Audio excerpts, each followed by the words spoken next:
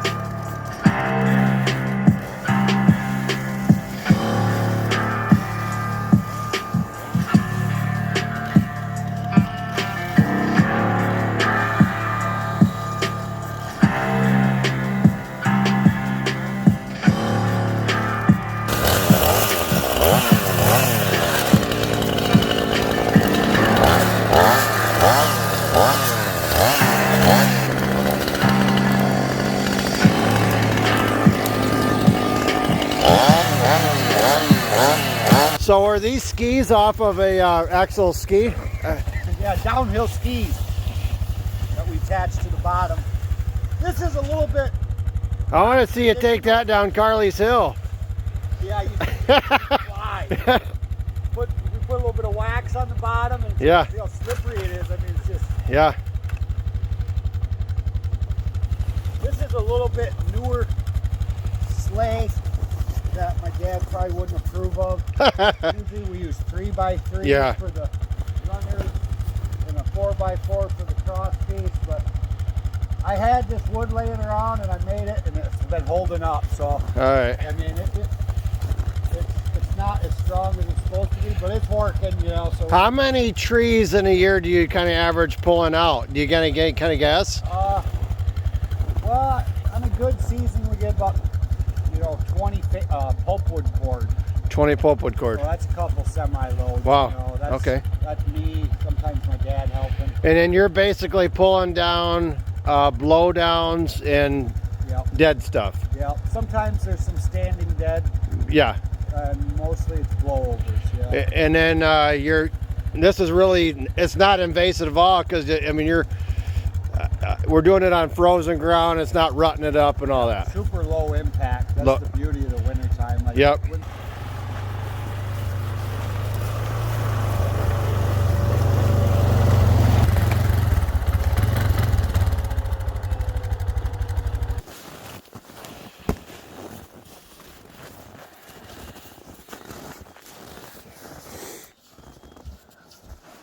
So how many years have you been doing this? Well, since I was a little kid with my dad. Yeah, so yeah. So, 20 years or better then. Well, I'm 43 now, so it's probably, Yeah. I mean, yeah. 25 years. Some years, yeah. But, the last, I don't know, 4 or 5 winters pretty religiously, but.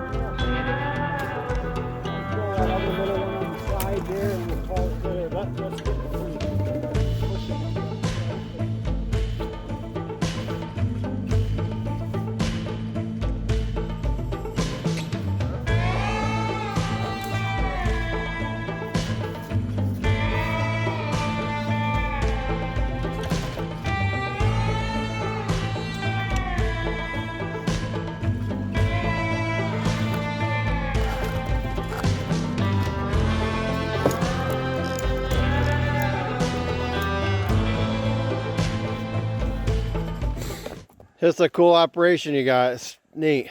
Thanks. Yeah. So this is kind of one of those things that's just in your blood.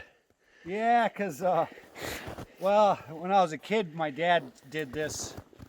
It was usually in the summer and winter, but with the pony, my little Shetland pony Rudolph. Yeah. So we always skidded out and sold fence posts and hauled logs to Boyne where the big mill was. But yeah. Then, so yeah, it's in my blood. The Cedar Swamp's my favorite place. Yeah. Because when I was a kid, I didn't have to work, but I played, Yeah. when I was little. Yeah. And then, well, now we bought our own sawmill.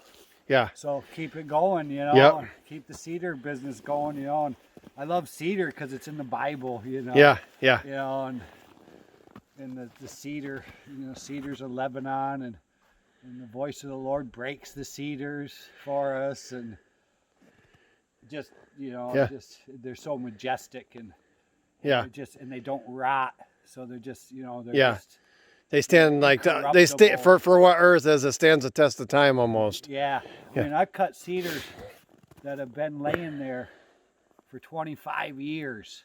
Like last year I cut some logs that they logged it 25 years ago, and the stuff that they had left was on top of a tree. So I know that tree had been laying there for 25 years, and I cut into it, and it was just beautiful wood. So it doesn't get corrupted, like doesn't get the ants and all that stuff. Nothing. I mean, once in a while there will be some ants, and not a lot of times, but sometimes the bottom 2-3 feet has a hole in it, and there's a bad stereotype about cedar that it's always rotten in the middle. But sometimes that's true. It'll be hollow, but 90% of it isn't, so you just keep cutting off the bottom until you get to good wood, and then cut your log. Hey, if you're the title.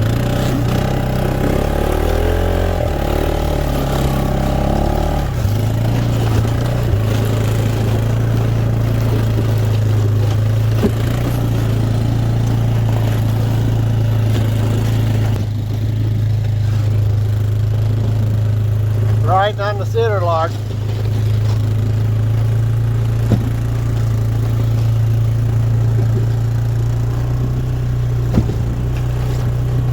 Oh, Josiah is one of a kind. You don't meet many guys like this.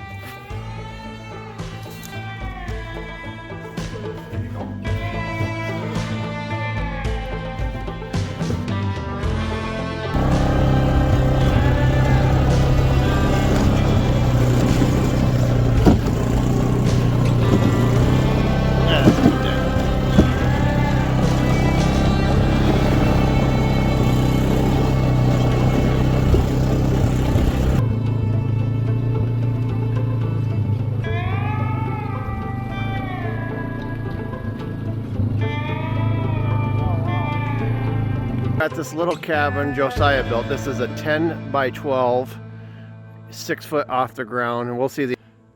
So this is a hunting blind. I call it a cabin or a hunting condo. Josiah built this. So you said it's insulated? Oh yeah, insulated, heated, drywalled, finished. Now do they got a bathroom in there? No. Or is it porta potty type of deal? No bathroom, yeah. Okay. I'm supposed to build an outhouse out here. So that's in the plan, yeah.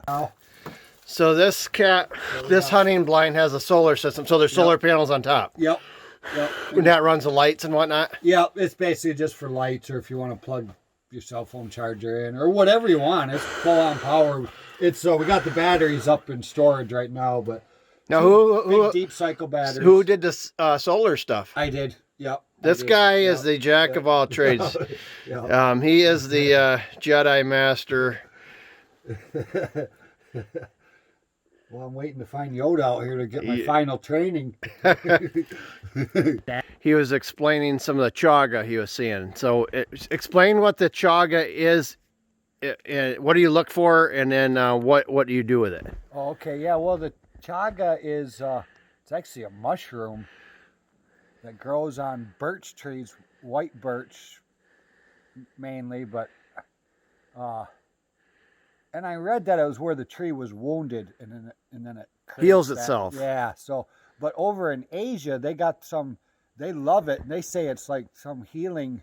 That's what I've thing, heard. You know. So what you do with it is you make tea out of it. And do you? And then So do you just set it in water? Do you boil it or just?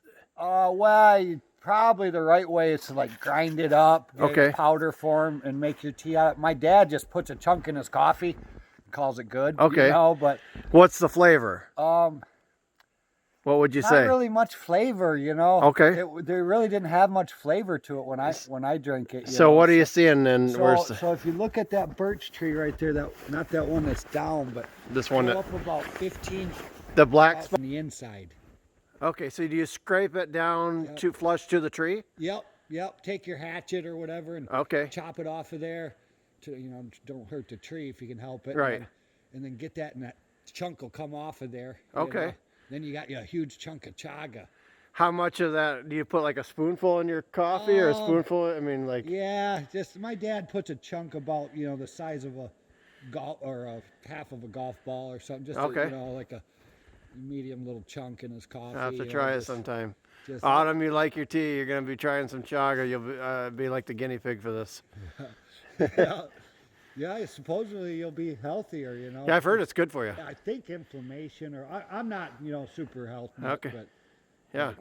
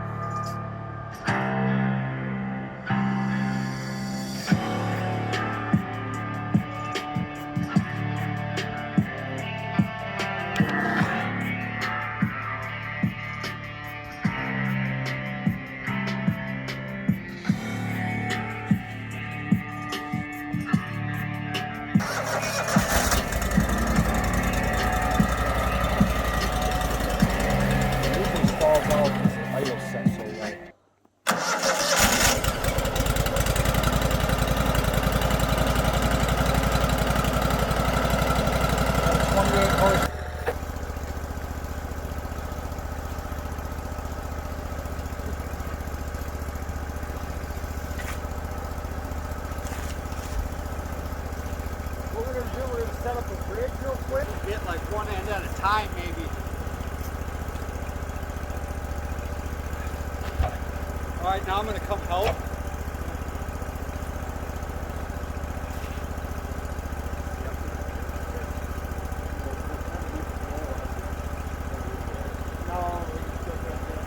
Yeah.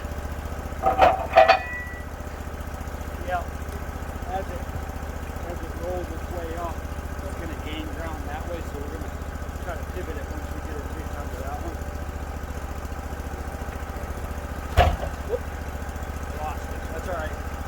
Ready? Beautiful. Beautiful.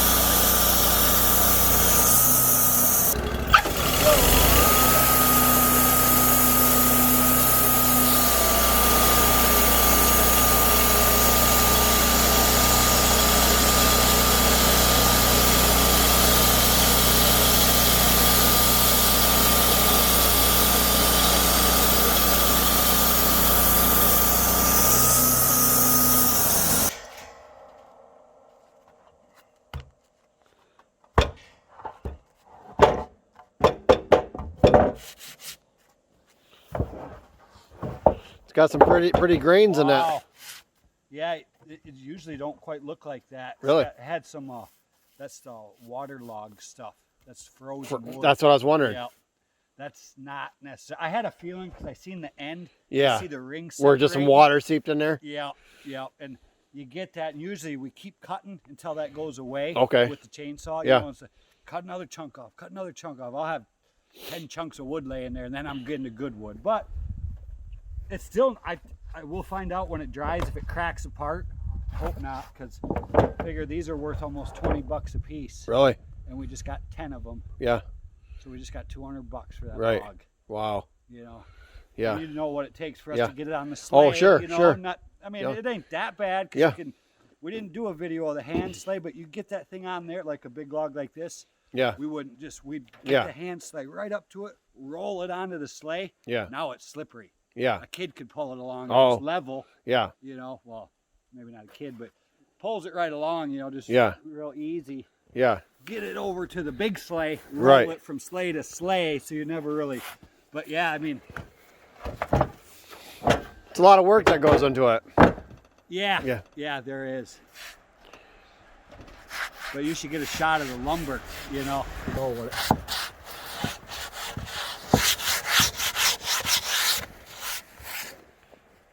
Beautiful 1x10. What I mean? So it can either, this stuff here will be either cabin logs or you'll make Back up. 1x6s. Yep, Okay. yep. Or 1x. He's saying these are cabin logs for the inside being flat up to the walls. Yep, yep. Yep. See, this is what the inside of your wall will look like if you see it from that direction. You know, a little bit of rusticness, but yet it's still flat. Yeah. So that's the beauty of it. And like, oh, my 1x10s are buried with other stuff, but there's my 1x10s that like we just made. I'm gonna put them in here. Everything's buried in snow, Yep, you know, yep. just kind of show Yeah. off. But usually in the summer, I just rip the tarp off. I got 10, 8, 6s, and 4s bunks for everything, you know. Yep. And then I got like countertop slabs here. They're getting kind of old now, but you run them through the planer. Yeah. And then if somebody did want a mantle or whatever they want, you know. You can still, yeah. Yep. Or I got back there, those are smaller, 5-inchers. They're just a little smaller than these cabin logs. Okay. And I make the siding out of it. Okay. That live edge siding out of it.